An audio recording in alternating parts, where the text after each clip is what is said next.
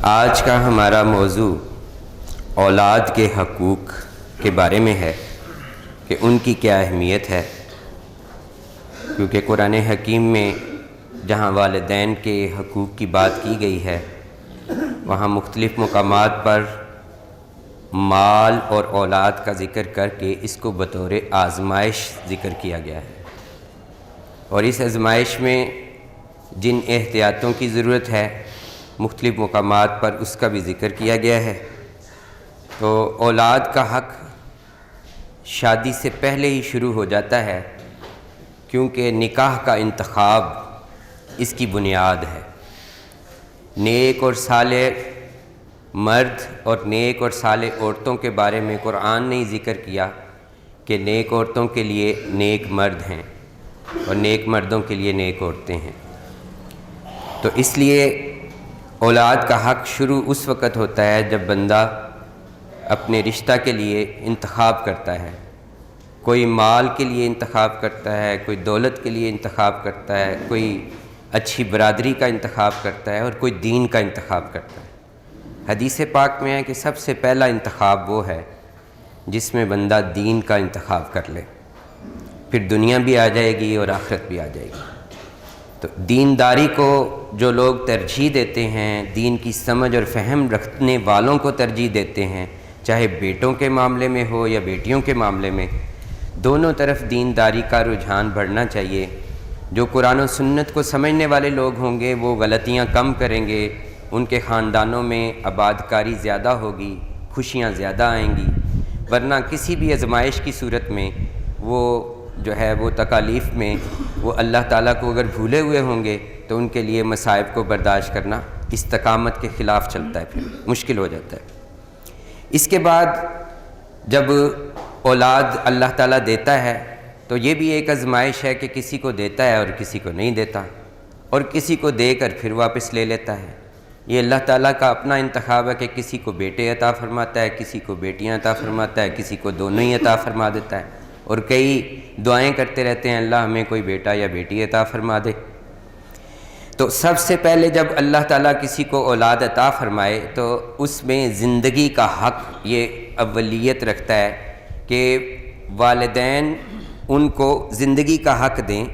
یعنی ان کو مارے نہیں، قتل نہیں کریں۔ زمانہ جاہلیت میں آپ جانتے ہیں کہ بیٹی پیدا ہوتی تو اس کو زندہ ہی درگور کر دیا جاتا تھا، اور فرعون نے بیٹوں کو قتل کرنے کا حکم دیا تھا کہ میری مسند پر کسی مرد نے قائم ہونا ہے، اور اس کو جادوگروں نے اور عاملوں نے یہ بتایا تھا کہ اگر تمہاری قوم میں سے کوئی شخص آئے گا تو وہ تمہیں شکست دے گا، تو اس نے اپنی قوم میں بیٹوں کو قتل کرنے کا حکم دے دیا تھا۔ تو اس طرح ہمیں یہ حکم ہے کہ لا تقتلوا اولادکم، اپنی اولاد کو قتل نہ کرو۔ کس ڈر سے؟ معاشی تنگی کے خوف سے، رزق کے خوف سے، کہ اب یہ بھی کھائیں گے تو یہ 2 ہیں 4 ہیں 6 ہیں، جتنی اولاد ہو اس نے کھانا ہی ہے، لیکن اللہ تعالیٰ فرماتا ہے کہ ہم تمہیں بھی اور انہیں بھی رزق دیں گے، رزق کا انتظام ہم کریں گے۔ کرنے کا کام یہ ہے کہ جب اولاد پیدا ہو اس کو زندگی کا حق دیا جائے، اس کی نگہداشت کی جائے، اور ولادت کے بعد اس کا اچھا نام رکھا جائے۔ اچھے نام کا انتخاب جو انبیاء کرام کے نام ہیں، جو اہل بیت کرام کے نام ہیں، جو صحابہ اور صحابیات کے نام ہیں، جو اولیاء اللہ کے نام ہیں، ان ناموں کا انتخاب کیا جائے۔ رسول اکرم صلی اللہ علیہ وسلم عبداللہ اور عبد الرحمن نام رکھنے کو پسند فرماتے تھے، اور بیٹیوں میں سیدہ ختیجہ رضی اللہ تعالیٰ عنہا، سیدہ فاطمہ الزہرا رضی اللہ تعالیٰ عنہا، سیدہ عائشہ صدیقہ رضی اللہ تعالیٰ عنہا، سیدہ حفصہ رضی اللہ تعالیٰ عنہا، اس طرح جو بیٹیاں اسلام کی بنات اور اسلام کی امہات ہیں، جن کا تعلق کسی بھی طریقے سے دینی لوگوں سے رہا، انبیاء سے رہا، صحابہ کرام سے رہا، اہل بیت سے رہا، ان کا تو لوگ کہتے ہیں نام ایسا نیا ہونا چاہیے کہ جو کسی کو ملے نہ،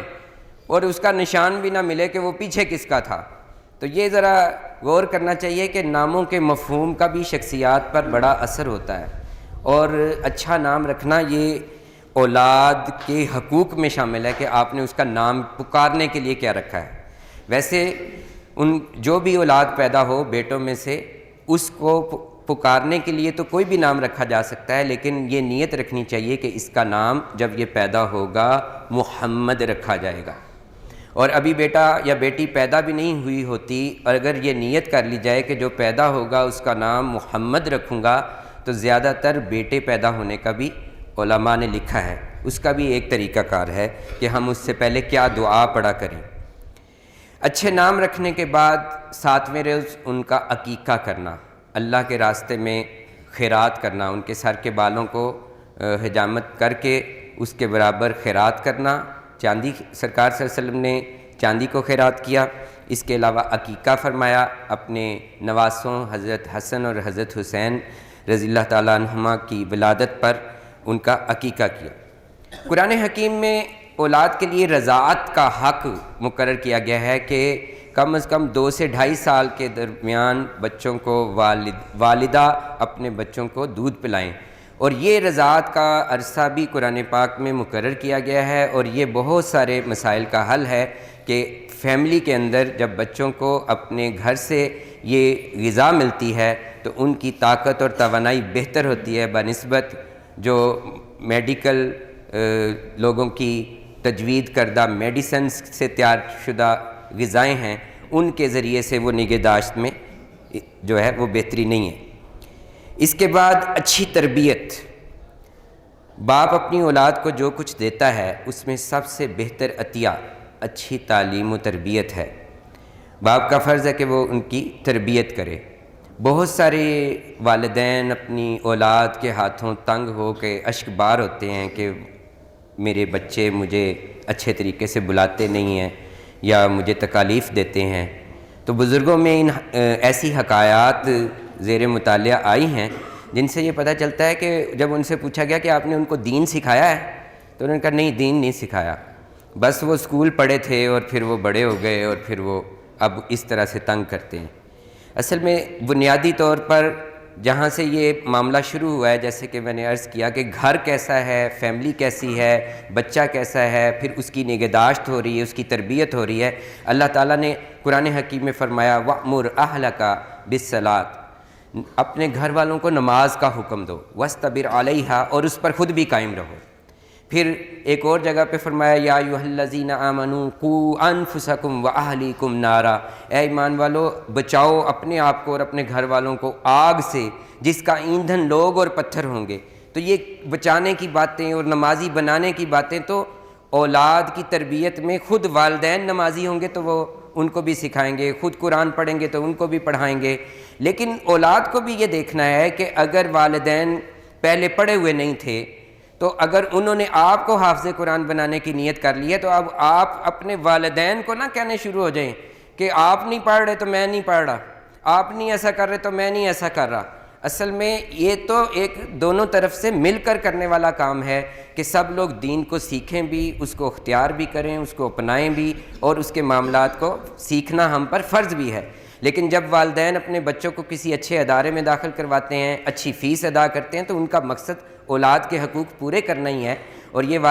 والدین کی طرف سے اولاد کا حق ادا کرنا ہی ہے کہ وہ بچوں کو اچھی تعلیم دینے کے لیے اچھا انسٹیٹیوٹ تلاش کرتے ہیں، اس میں ان کو پڑھاتے لکھاتے ہیں۔ لیکن اب آگے اولاد کیا کر رہی ہے اس میں دیکھنا یہ ہے کہ وہ کیوں اپنے والدین کی طرف توجہ نہیں دے پا رہی۔ تو اس کی وجہ، مین وجہ یہ ہے کہ ان کی تربیت کے لیے ہم نے ان کے آگے میڈیا رکھ دیا ہے، ان کے آگے موبائل رکھ دیا ہے، اور بزرگوں کے پاس کمپنی نہیں مل رہی، ان کو ایسی صحبت نہیں مل رہی کہ وہ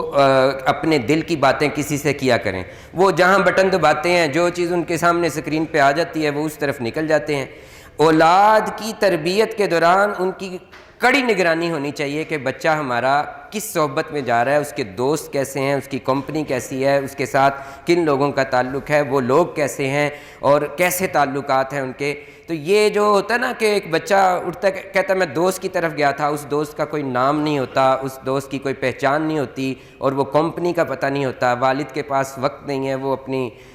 جو ہے مزدوری کے اوقات میں مصروف ہے، والدہ کے پاس وقت نہیں ہے۔ تو اگر یہ سب اپنی ان ذمہ داریوں کو پورا نہیں کریں گے تو جیسے ایک مالی ایک پودے کی حفاظت نہ کرے تو جیسے وہ سوکھ جاتا ہے، تو اولاد کی نگہداشت اور نگرانی میں ماں باپ دادا دادی نانا نانی اگر ان کی طرف توجہ نہیں کریں گے تو وہ بھی سوکھے درخت کی طرح ہو جائیں گے، اور ان کے اندر بھی وہ رنگ روگن اور خوشبو نظر نہیں آئے گی جو دین کا اصل مقصد ہے۔ تو ان کی تعلیم کا اچھا انتظام ایسا ہونا چاہیے کہ ان کی بنیادوں میں اللہ اور اس کے رسول صلی اللہ علیہ وسلم کی محبت شامل کی جائے۔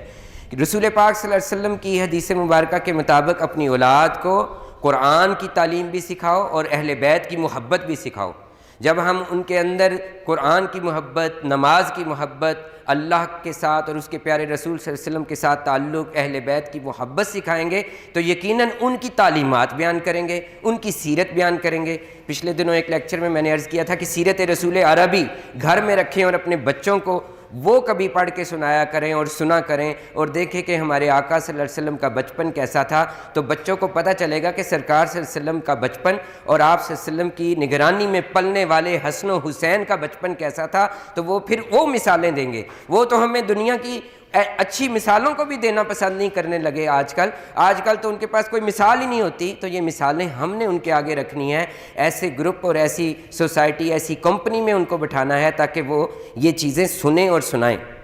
ان کی پرورش کا بہترین انداز ہونا چاہیے، ان کے لباس، خوراک ایسا انتظام کرنا چاہیے کہ وہ ہماری سوسائٹی کے مفید شہری بن سکیں۔ ان کے ساتھ محبت اور شفقت کا برتاؤ کرنا چاہیے، ان کو مار پیٹ کر کسی مقصد حاصل کرنے کی بجائے ان کے ساتھ کاؤنسلنگ کرنی چاہیے، ان کے ساتھ ایسی بات کرنی چاہیے کہ وہ اپنے دل کی بات آپ سے کریں، وہ کیا چاہتے ہیں، پھر اس بات کو قابل عمل ہے تو کیسے وہ کرنی ہے، ان سے کچھ وقت لینا دینا۔ جب ہم بچے کو اوئے کہہ کے اور تو تڑک کر کے اٹھا دیتے ہیں کسی بات کو، کسی محفل میں، کسی مجلس میں ان کی عزت اور احترام نہیں کرتے، تو یقیناً وہ اپنے دل میں یہ چیز رکھ لیتا ہے، چاہے وہ کمزور ہونے کی وجہ سے اس کو بیان نہ کر سکے۔ اس لیے والدین کو چاہیے کہ اپنے بچے کی رسپیکٹ کریں۔ جیسے ہم نے کل یہ کہا کہ والدین کی رسپیکٹ ہونی چاہیے، ایک چھوٹے بچے کو بھی آپ کے کہہ کر اس کو یہ کہا جائے بیٹے آپ یہاں سے اٹھ کر اس سیٹ پر ہو جائیں، یا آپ وہ کرسی لے آئیں، یہ بابا آئے ہیں، یہ بزرگ آئے ہیں، یہ میرے دوست آئے ہیں، ان کو یہاں بیٹھنا ہے، تو یقیناً وہ اپنی اس ادبانہ گفتگو کی وجہ سے وہ سارے کام کرے گا جو ہم اس سے سختی سے لینا چاہتے ہیں۔ تو آپ تو اب جانتے ہیں کہ اس وقت ہماری سوسائٹی کے اندر تعلیمی اداروں میں بھی مار پیٹ سے گریز کی بات کی گئی ہے، مار نہیں پیار کی بات کی گئی ہے۔ تو اس کا سب سے پہلا دائرہ تو والد اور والدہ کے گھر سے شروع ہوتا ہے کہ وہ کتنا پیار دے رہے ہیں اور اس پیار میں کتنی دینداری اور ادب شامل کر رہے ہیں۔ جتنا ہم ان کے اندر ادب پیدا کریں گے اتنا ان میں بہتری آتی جائے گی۔ اور رسول پاک صلی اللہ علیہ وسلم تو اپنے نواسوں سے بہت پیار کرتے تھے، چومتے تھے، تو والدین کو بھی اپنی اولاد کو پیار کرنا چاہیے، ان کے ساتھ محبت کا رویہ رکھنا چاہیے۔ ایکویلٹی، برابری، مساوات، بیٹے بھی ہیں بیٹیاں بھی ہیں، کسی کو کچھ زیادہ دے دیتے ہیں، کسی کو کچھ کم دے دیتے ہیں۔ اللہ تعالیٰ ہمیں عدل و انصاف کا اگر حکم دیتا ہے تو اس میں اولاد کے ساتھ بھی والدین کو عدل و انصاف ہی کرنا پڑتا ہے۔ ہاں یہ کسی نے مثال دی تھی کہ آنکھیں دو ہیں، نارمل ہوں تو ایک ہی بات ہے، لیکن جو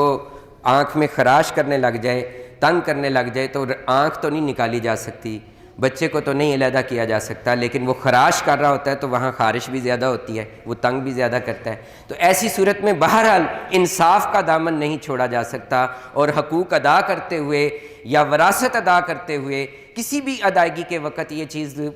ملحوظ رہنی چاہیے کہ اس میں اللہ تعالیٰ نے کچھ قوانین رکھے ہیں اور ان انصاف کی باتوں کو لازمی کرنے کی ضرورت ہے۔ تو اب اس کے علاوہ دیکھیں کہ حضرت ابراہیم علیہ السلام اور دیگر انبیاء کرام نے بھی جو دعائیں قرآن حکیم میں ہیں اس میں بھی یہ پتہ چلتا ہے کہ اولاد کے لیے آنکھوں کی ٹھنڈک بننے کی بات کی گئی ہے، تو والدین کو چاہیے کہ اپنی اولاد کے لیے دعا کرتے رہیں۔ یہ بھی اولاد کا حق ہے کہ ان کے لیے دعا کرنا، اور اگر وفات پا جائیں تو ان کے لیے دعائیں مغفرت کرنا۔ قرۃ عینی کا لفظ استعمال ہوا قرآن پاک میں کہ ہماری آنکھوں کی ٹھنڈک ہو جائے ہماری اولاد۔ اور جب ہم نماز میں پڑھتے ہیں کہ ربنا اغفر لی ولوالدی وللمؤمنین یوم یقوم الحساب رب اجعلنی مقیم الصلاۃ، جہاں پہ ہم یہ کہتے ہیں اللہ مجھ کو نماز قائم کرنے والا بنا، ومن ذریتی، اور میری اولاد کو بھی نماز قائم کرنے والا بنا۔ تو اصل میں ہم اپنی اولاد کے نمازی ہونے کی تو دعا کرتے ہیں، لیکن اس کو قرآن کا الف لام اور میم پڑھنے کے لیے اچھے مدارس کے پاس نہیں لاتے، ان کی تربیت کرنے کا وقت گزرتا چلا جا رہا ہے۔ بچہ 7 سال کا ہو جائے تو اس کو نماز کی تربیت ہونی چاہیے، 10 سال کا ہو جائے تو اس کو احکام شریعت کی آگاہی ہونی چاہیے، اس کو غسل کا پتہ ہونا چاہیے کہ کیسے پاکی اور ناپاکی ہوتی ہے، اس کو یہ پتہ ہونا چاہیے جب وہ 14 سال کا ہو جائے کہ مجھے اب کون سی صحبت میں رہنا ہے، کن چیزوں سے بچنا ہے۔ یہ والدین نے اپنی اولاد کے ساتھ جب کیا تو اولاد کے حقوق جو ہے وہ آٹومیٹیکلی پورے ہوں گے، اور ایسی اولاد جس کے اندر دین ہوگا، جس کے اندر آخرت کی فکر ہوگی، جس کے اندر رسول پاک صلی اللہ علیہ وسلم کی محبت ہوگی، وہ یقیناً اپنے والدین کا ادب و احترام بھی کرے گی اور اپنی سوسائٹی کے مفید شہری بھی بنیں گے۔ دعا ہے کہ اللہ رب العزت جن کو اولاد نہیں ان کو اولاد عطا فرمائے، بیٹے اور بیٹیاں عطا فرمائے، اور ان کو ہم سب کے لیے عزت کا باعث بنائے، توقیر کا باعث بنائے، اور ان کے ذریعے ہماری دنیا بھی اچھی کرے اور آخرت بھی اچھی کرے۔ وما علینا الا البلاغ المبین۔ ان اللہ و ملائکتہ یصلون